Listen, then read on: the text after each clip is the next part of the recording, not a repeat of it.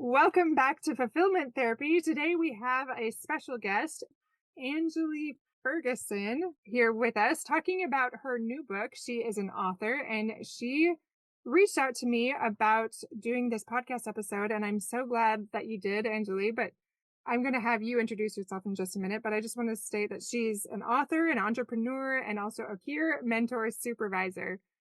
And she's going to talk to us a little bit about her first book on how she's able to help others in their relationship journeys.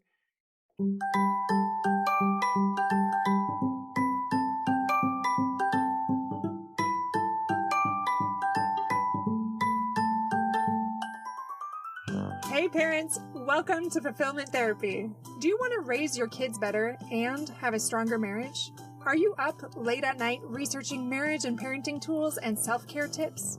Do you start each day hoping for deeper connections and less chaos, but it ends with family arguments and going 12 different directions again? My name's Kendra, wife, mom, therapist, and growth enthusiast. It wasn't until I discovered how to fulfill my unmet needs that I was finally able to show up as my best self as a spouse and parent. I realized that by meeting my needs, I could more fully meet the needs of my family with more energy and less resentment. In this podcast, I teach parents skills like boundary setting, prioritizing personal needs, communication, and claiming ownership. Just like my clients, you'll be shocked by the improvement in your marriage, parenting, and personal life when you focus on fulfilling your important unmet needs. Ready to prioritize yourself so you can quit mentally throat punching people? Then grab those earbuds and head outside, and let's walk and talk.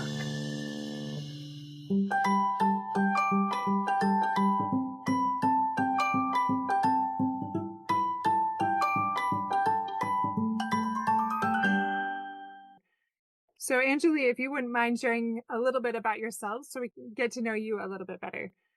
Yeah, well, first of all, thank you so much for having me, Kendra. I'm really excited to talk to your audience. Yeah, so when I was 25, I was in the single game and just kind of frustrated with the dating scene and all the pressure and stigma that went along with it. And so as I was dating and having these horrible dating experiences, I was writing them down and reflecting on what I learned from all of them, because I was like, this would make a good book one day. And then maybe someone can have like a guidebook to help them through the things that I had to experience, but, be that much further ahead on the journey. And so it's really exciting that I can now add author to my resume along with all the other things I've done. I kind of joke and say that I'm a jack of all trades, like a master of none, because I've done a lot of different things. Tried my hand at, starting a business. It was an online school for grades 6 through 12.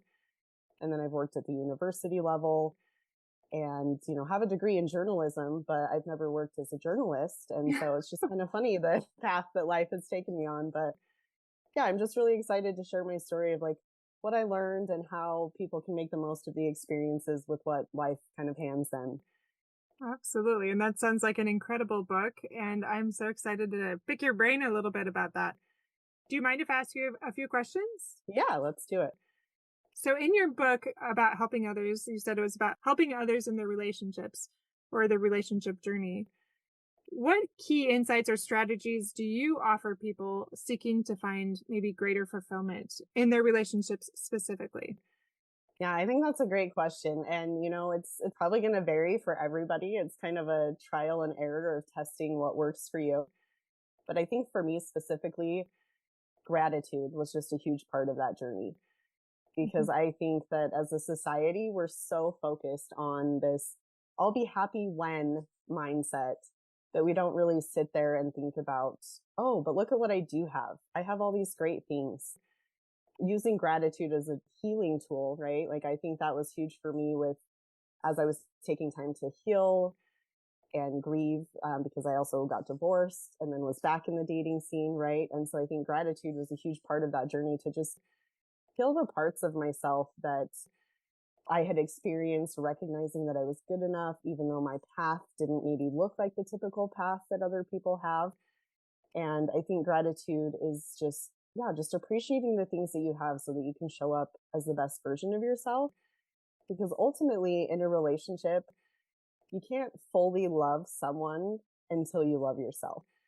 And so I think it's appreciating the things that you do have and just recognizing that, hey, I have a different path and that's okay, that it doesn't look like everybody else's. Yes, I love that. I have a different path. And there's no shame in that. It's completely okay. But it's when you focus on the path of others and compare yourself, that's really when that heartache comes, or that shame, that guilt, that sadness. You talked about dating in general is hard, right? But then you went on and then you divorced. You talked about how that was another thing maybe you didn't anticipate. And still, through all of that, finding that gratitude as a tool to help you show up and be the best version of yourself, like you mentioned. Yeah, it was definitely interesting, because along with like divorce comes all the typical feelings of bitterness, frustration, wasted time, all the what ifs. But Mhm. at the same time, I was also living in this space of gratitude and recognizing all the good things and feeling peace. And I was like, that is so weird that these two can coexist. And so I think for people out there that are maybe in that rut or feeling like I'm just stuck, I don't want to start a relationship, or my relationship is stagnant, like start with gratitude and you'll be amazed at the shift that can happen. Oh, that's amazing. And then also, I'm not completely sure in this book, I have not read it yet, but is this also for people that are in a relationship or just looking to begin a relationship?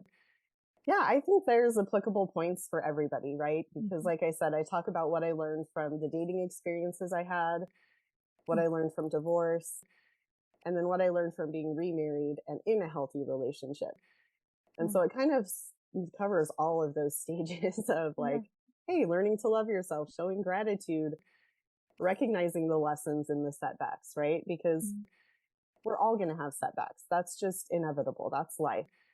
And so I think it is applicable for anybody at any life stage of just recognizing, hey, even though this is happening and I wasn't expecting it, here's how I can make the most of it and come Mhm. out stronger as a better person on the other side. That's incredible. Absolutely. So I'm curious, with that in mind, can you share any experiences or challenges you faced on your journey towards that greater fulfillment and how you overcame them, especially when it comes to this book? Yeah, for sure. I think a big underlying message was that, that whole, and I feel like women especially fall victim to that mentality of, I'm just not good enough. I'm not Mhm. enough. No matter what I do, I'm never going to be good enough, right? Kind of that dip in self-esteem and then, the ebbs and flows of how it always is, recognizing our divine nature, our purpose in life. And so, I've never been in the typical stages of life, right? Like I got married older. I still don't have biological children, right? Like my path is not the traditional that everybody experiences. And so for me, the struggle was really like this constant battle that I was just not enough because I didn't look like everybody else and I didn't have what everybody else had. And so for me, that was learning how to be okay with my path. And again, I mentioned gratitude was a huge part of that, but I also went to counseling. And because I'm a writer, journaling worked really well for me. And my book was very therapeutic to write because it helped me heal. Right. And I think it was also just relying on my faith, a lot of prayer and reflection, meditation, just kind of exploring and learning who I was as a person and being okay with who I was as a person, even though I didn't look like so and so that has it all, or my path is totally wildly different, and being okay that like, okay, it might not look this way, but I can still offer this and I still have value outside of this traditional societal norm that everybody expects. I really appreciate people that speak to those things and being raw and vulnerable about that, because the more that I meet with clients, the more I feel like we're all telling ourselves those things. Like, I don't have value. My path isn't like so and so's. I'm not enough. Even if it's not those words, like Yeah. that is the underlying message that we tell ourselves. Like, this is wrong. I'm bad. I'm not enough. Yeah. So I'm grateful that you're speaking to this right now, but also in this book, that just a couple things that you said. My path is okay. That I don't have to compare. And that you did stuff like counseling, writing a book, relying on your faith and doing that reflection in order to recognize that you still had value, that you are enough. That's so important. Thank you for sharing that with us. Yeah, no problem. So, do you have any advice that you want to share with listeners who are seeking to improve their relationships and even their life satisfaction? Yeah, for sure. I think for me, again, just thinking back to my book and writing the process of how it was, I think if I could go back in time to like first time I was single, I would focus on how I could be a better person. I think there was so much pressure to like find your person that the focus wasn't on, well, but how can I cultivate and become the person that I want to attract? Right? Like if I want this out of a person, what am I doing to be that person? How can I improve myself so that I can attract what I naturally want in my life? And so if you're single, if you're in that phase, I would say just focus on becoming the best version of yourself, right? Like recognize your weaknesses and improve on those, but also explore who you are as a person. Try new hobbies, right? I remember when I was single, I got wildly outside of my comfort zone and joined an all girls cover band. And it was a lot of fun, right? Like it was just something new and fun to try. And so, yeah, just take the opportunities to become the better, version of yourself. And then if you are married or in a serious committed relationship, find ways to serve your person, right? Like I think there's no better way to connect with your partner, your spouse, than to serve them and just really find out what their love language is and serve them in that way that connects for them, right? Because then that leads to just greater satisfaction because you're connected to your person. There's nothing worse than being in a relationship and just feeling like you're roommates and that you're on different paths.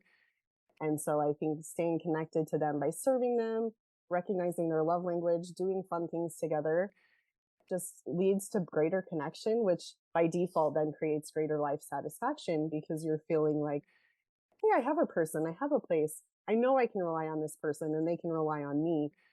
And it's kind of that two-way street instead of just feeling like you're isolated or alone on an island. That's great advice. There's a couple things that you spoke to that I like. First of all, I love your focus on becoming the best version of yourself so that you can attract that same type of person, that same light. And I remember that college, like so many different roommates just going so out of their way to be whatever that person wanted to attract them and just not having that strong sense of self and canceling all their plans, doing whatever they can. And it ended up being so unattractive to the other people that they were drawn to that they were overlooked or they moved on because they didn't have that confidence, that sense of self. They just were so worried about the other person instead of improving who they were. And I think that is so important. So I'm glad you shared that. But then also, you talked about serving your spouse. And I've been thinking a lot about this because as I speak on the podcast, marriage is hard. It is, it is not easy. It's one of the hardest things I've ever done. Same with parenting, but also the most rewarding. And I've thought a lot about that. Like it's so easy to kind of neglect that relationship, especially as you have other responsibilities that take away from those things. And I have found that I haven't been serving him like I did in the beginning of our marriage. So I decided for 1 year, I'm going to keep track, like a record of like a way that I served him or what I love about him throughout the whole year. That's awesome. And then share that with him. Yeah, just to not even so much for him, although I know he'll appreciate it, but what better way to honor a 20-year anniversary than to spend a full year in intentional service? And I want to experiment with that and see how that goes and then what that does to improve our marriage relationship. I'm glad you brought that up. Thank you for speaking to that as well, because that is super important. Well, and I love that idea. I think that's a great idea of just, being intentional. I think that's a good word, right? Because unfortunately, we just kind of, the people that are closest to us sometimes are the ones that don't get our best selves. Unfortunately. Yeah, right? Because we're burnt out. We just got home from work. We're frustrated, whatever. And so I think bringing the intentionality back into it is a huge part of, just strengthening any relationship, even if it's like a parent-child relationship or like aunt to niece or nephew, brother, sister, parent, all of the relationships. Yeah, absolutely. I'm glad that you have noticed that as well. That's like a common thing that we just give people that we love our leftovers. And it's so hard to remember not to, Yes, it is. to conserve some for those beautiful people in our lives. Anjilee, is there anything else in your book that really was helpful for you in your journey to improving your relationships that you'd like to speak to today before I move on to something else? Yeah, I covered a lot of elements. I got really raw and vulnerable with the book. And it was funny because as I got the contract to publish, I was like, ooh, do I really want to sign this? Like, this is going to be out there. Like, people are going to know my story and what I experienced, right? And so I think for me, it was just kind of, so many elements that I've already kind of mentioned, but another overarching theme was just, yeah, to recognize that it's okay that I was different, but also within that to recognize how maybe culture played a big part of it and how we can kind of overcome that, right? Like I grew up in the LDS faith. And so there's a lot of, stigmas around like, oh, marry a returned missionary or get married young and pop out all these kids, right? And it seemed, for me at least, that was like the only question that people seemed to care about. Right. And I would get that question all the time. So whenever I didn't have a boyfriend or I wasn't progressing forward, I just felt like a failure in life, even though I had graduated college by the time I was 20.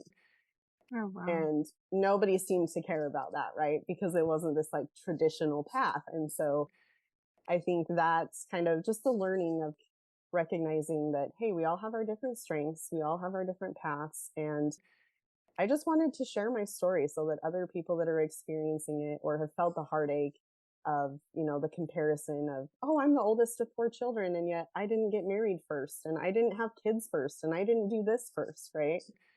And just know that they're not alone, because I think it is a lonely journey when you're told your whole life, like, find your person, build a family. And it's like, okay, but what happens when my best intentions don't work out that way? Or what happens when I thought I find my person and then they discard me like I'm nothing, right? Like, how do you pick up the pieces of your life? And so there's complexities all throughout the book of just like navigating all the feelings that go along with it. Like I mentioned, the frustration, the healing, the peace, just kind of all the different things. And really, I think just being able to find a silver lining in all of it, right? Like I laugh as I was like editing the book multiple times. I was like, man, how did I find the silver lining when I was in these moments? Because reading it again was kind of like, holy cow, I survived that. But like, yeah, finding that silver lining and recognizing that like, there's a plan, it's going to work out, it's going to be okay. And maybe I just needed this experience to grow and become the better version of myself. Oh, absolutely. I think it's often in those journeys that are not the ones that we think, the meandering, crazy path that goes all over the place, that we emerge so much stronger and more beautiful than we ever would have thought. And yet the path we would have chose for ourselves is the one that's straight up to the top, right? No Yes. meandering. Yeah, I do remember saying that a lot. I was like, I'm just so sick of this feeling so hard. Like, when is it going to feel easy again? Right. Yeah. And then you look back and you're like, oh, but look at how I grew. Like I learned from the hard. It wasn't like, it's so interesting to me how trials and struggles can ultimately work out for our good. But when we're in it, we're just like, okay, I'm over this. Let's move on. Definitely. Oh, there's so much that you spoke to just then that I really loved. And I especially appreciate your authenticity again. Just that vulnerability and be willing to share your journey that doesn't look like others maybe. But I think that's what's so appealing about it. There are so many people out there that don't get married right away, or they don't have children for a long time or ever, or divorce. And there is so much stigma or shame or cultural expectation that can really drag you down if you don't choose to almost like fall forward or recognize it as your unique path that is okay and it's beautiful for you and there's purpose in it. That's so beautiful. Thank you for sharing that with us. What is the name of your book, by the way? I don't think you shared it.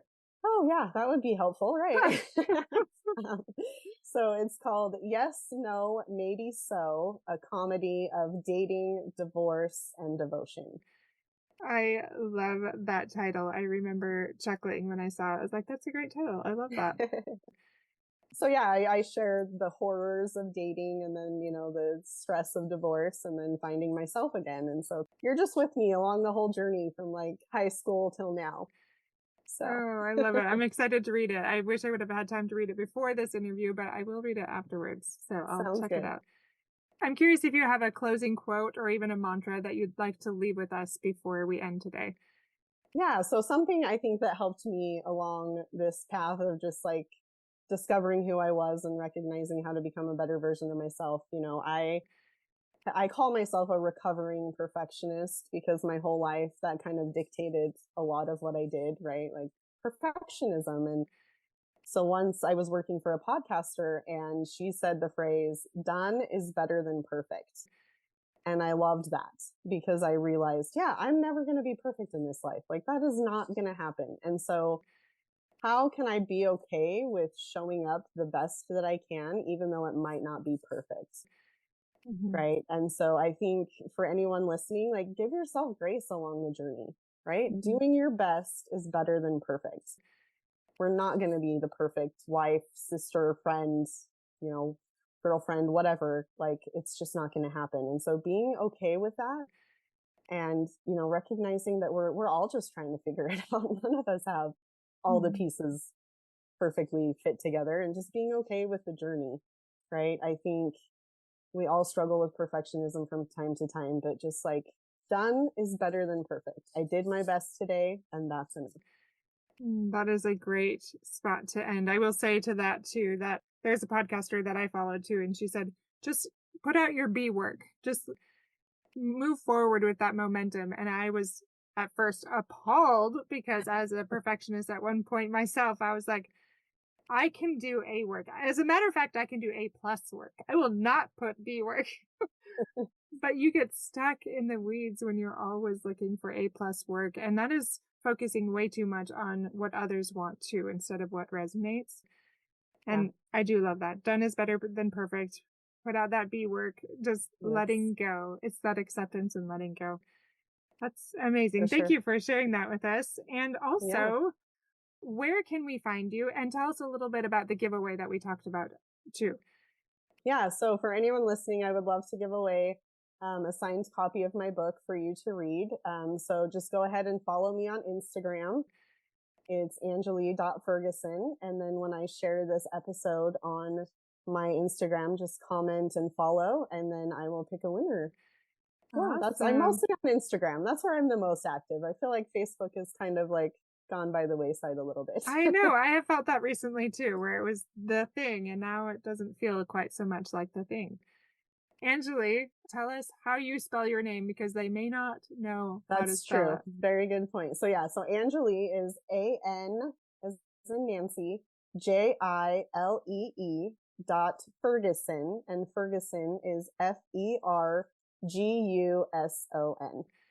Awesome. Have a fun name where I have to spell both, right? I know. I married my maiden name was Smith, and I never had to spell my name until now. And I'm like, oh, if I could go back to Smith. There you go. Yeah, I'm used to it. I've gotten lots of interesting spellings for my name over the years. Well, thank you so much, Anjilee. I really appreciate you coming on and telling us about your relationship journey. And I am excited to read this comedy. I love good humor, and it sounds like it will be that. But the message behind it too is just focus on becoming the best version of yourself and just having that gratitude and embracing your own story and your own path in order to know that you are enough. And I really appreciate that message and the ripples that you're putting out there to change lives. So I'm excited. And thank you again. Thank you so much. This was great. I appreciate it. Of course.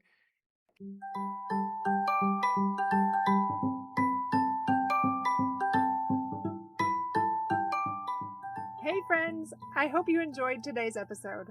If you did, chances are someone else would too. Would you take 30 seconds to share this with a friend who's looking for greater family fulfillment? And while you're sharing, tell me what you think about the show by leaving a review on Apple Podcasts. It refuels me when I hear this podcast is helping you. No matter what your house or your hair looks like, I'll meet you back here every Monday and Thursday morning for more episodes. Until then.